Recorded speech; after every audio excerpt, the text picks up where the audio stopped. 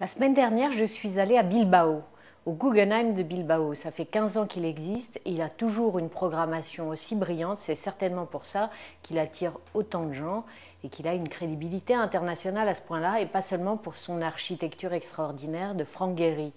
J'y ai vu, entre autres, une exposition de l'artiste pop Claes Oldenburg. Claes Oldenburg est né en 28, donc c'est un vétéran du pop art, et il est intéressant parce que lorsqu'on regarde son œuvre de plus près, on n'a pas l'occasion souvent de voir des rétrospectives. D'ailleurs, elle ne viendra pas en France, elle ira au MoMA après Bilbao.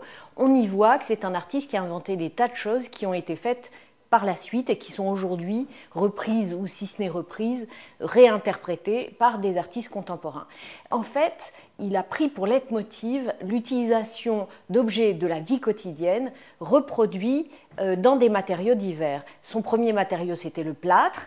Puis, il a utilisé le tissu, des sortes de coussins qui reproduisaient dans des formats à des échelles tout à fait fantaisistes des objets de la vie quotidienne comme une prise électrique, un hamburger, des frites avec du ketchup, etc. Et la première chose à laquelle on pense, c'est nombre de ces objets, finalement, lorsqu'on les regarde avec ce miroir grossissant, avec cette loupe de Claes Oldenburg, on s'aperçoit qu'il s'agit d'objets à tendance à connotation sexuelle. Alors ça nous fait penser immédiatement à Jeff Koons, tout est sexuel.